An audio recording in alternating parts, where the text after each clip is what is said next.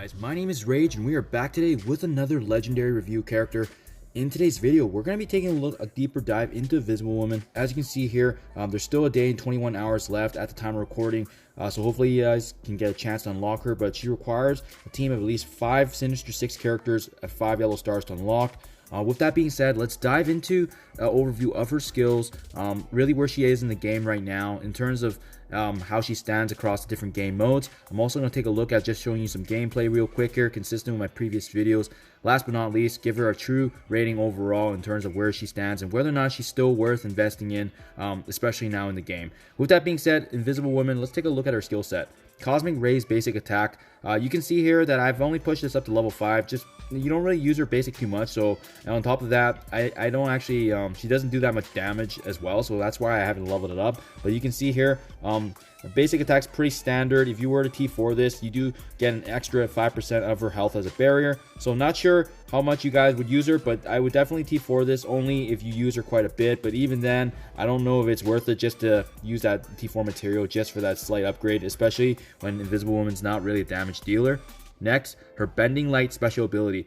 This ability essentially clears 2 negative conditions from all her allies and as well as herself. In addition, it has actually one of the few skills that cleanses and applies a stealth, which is great for protection.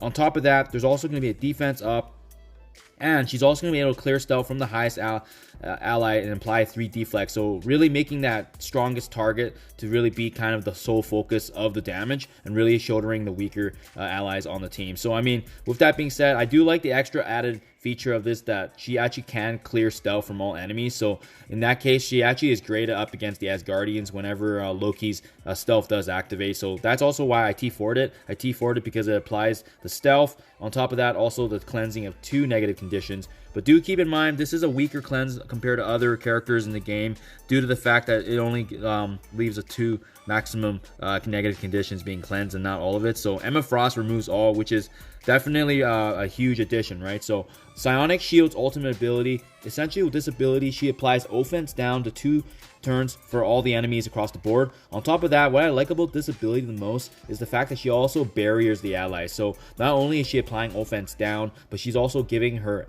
fellow allies an extra protection layer, and that's exactly why I actually T4'd it, because it pushed the offense down to not only 2 turns, and you also get an extra 10%. So this is definitely the one I recommend T4ing as well. Definitely her special and ultimate if you guys use Invisible Woman a lot. And last but not least, her Hard Light passive. Essentially what happens with this ability is that whenever any enemy does attack this character with the barrier intact, she causes a retaliation impact where she does actually attack the enemy back. On top of that, you can see it actually applies back to the Fantastic Four as well and She-Hulk. So essentially there's going to be additional damage done.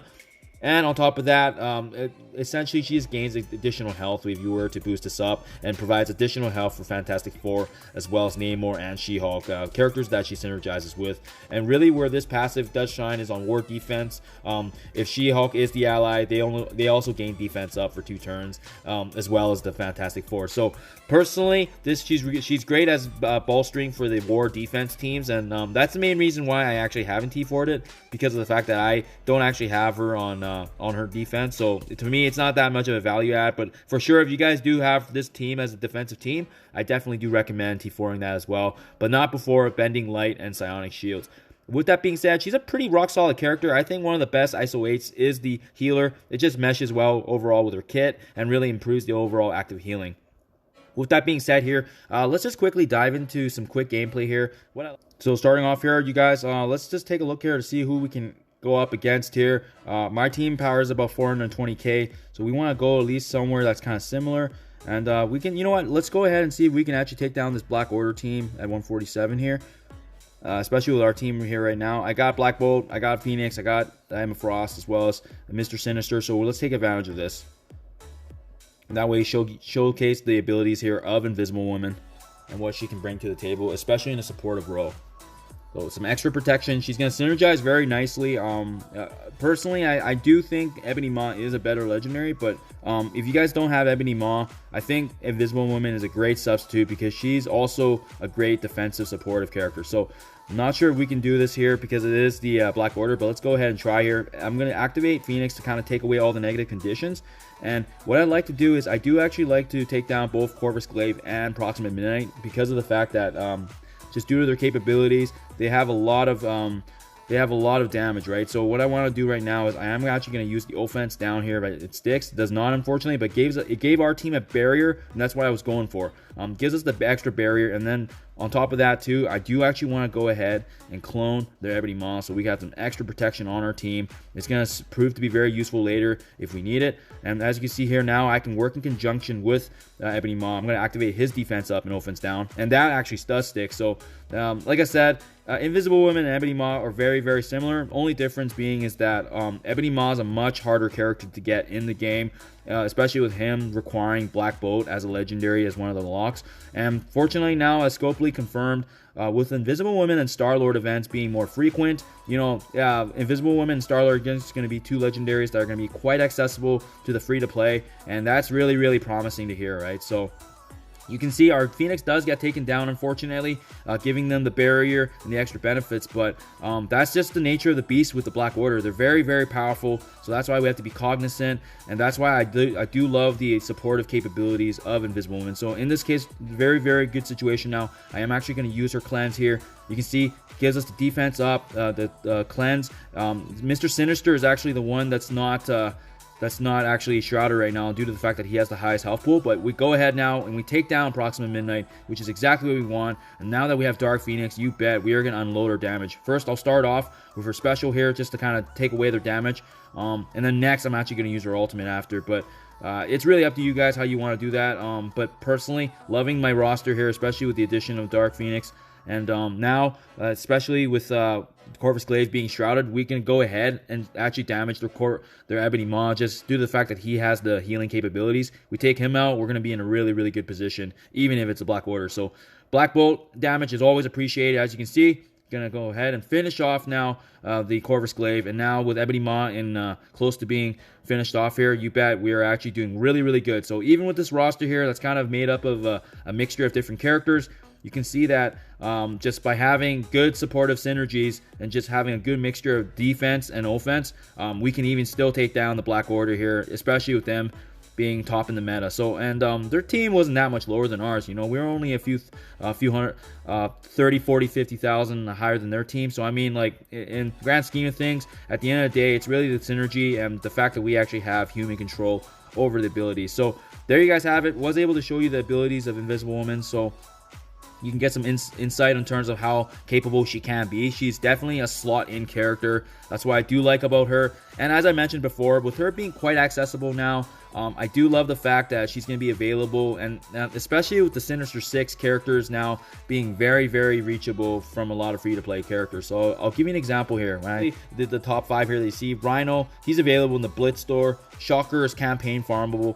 Vulture's in the raid store. Mysterio is also in the campaign farm, and as well as Green Goblin. So I mean, all these characters are very friendly, and so they're able to be accessed quite easily. One nice thing I do like about the fact that Invisible Woman is available does increase her overall value, right? Another key aspect is the fact that you guys watch my earlier videos where I have gone through these initial notes here from 3.4 to 3.6. Now, these were actually the start of some very, very difficult notes here, starting in Chapter 3. And one of the key players actually that made a huge, significant difference when I was going through these nodes was actually Invisible Woman. So what I did is I actually used a mixture of the Avengers mixed in with Invisible Woman. So I believe the combination was actually Invisible Woman plus Hulk, Captain America, Thor, and then last but not least, either Black Widow or Hawkeye or both. So it's a very powerful synergy, and you're going to see that because of that, I think there's going to be a lot more love for Invisible Woman. But to make the situation even more controversial now, the fact that Silver Surfer now is officially in the game actually further increases her value. So one of Silver Surfer's passive is the fact that, you know, if he actually works with a fellow hero cosmic, you know, he's also going to gain more capabilities due to the fact that he's got that hero cosmic ally gaining that extra 50% focus. So I mean, overall, in the original movie and the comics, he always worked with the Fantastic Four, so it's only natural that Invisible Woman's is likely going to gain in value now due to the fact of Silver Surfer joining the fold here, especially with the Fantastic Four. Maybe potentially in the future they'll get a buff. That's kind of what I'm hoping for, but with that being said, Invisible Woman's one of those few characters in the game where you can slot in. She has a value and use in the campaigns I just showed you. She's a character that you saw. I can just slot her into Arena, and she can definitely benefit and assist a team if you don't have that defensive support yet, especially in Ebony Maw. With him being a legendary, it's harder to be achieved. And last but not least, her viability. I can't say this enough about her. In Dark Dimension, when I was going through it in the beginning, she actually was one of the key characters that I utilized in Dark Dimension 2. So that's also why I highly recommend her, because now with Dark Dimension 4 coming out, and with it being a legendary only specific section in here, she definitely does find value as well. However, the only setback with Invisible Woman is the fact that she unfortunately is a bio character, and that does conflict with any of the characters when you're looking for the materials, especially in the city nodes. So that is, however, the only setback, but I think her potential in the future, especially her synergy with Doctor Doom and as well as Silver Surfer, it's going to be that really good potential for her to actually grow as a character, especially if her team gets a buff. I know they do need more love, but I mean, with these new characters and additions in the game, I'm hoping maybe to see a shift in the future. With that being said, I still think Invisible Woman is an amazing character. She has a great kit, despite the fact that she does have a little bit of on the higher end of the energy. It can be complemented with her team, such as having Thanos next to her that can give her energy. So I mean, there can definitely be possibilities there. But with that being said, I think she provides amazing value across all game modes in the game overall. So I do recommend for you newer players, if you can get your hands on her, I think she will open a lot of doors for you, whether it's creating a viable team in Arena, pushing you further in campaign, or just being a slotting character in raids for the time being until better legendaries or characters are available for you.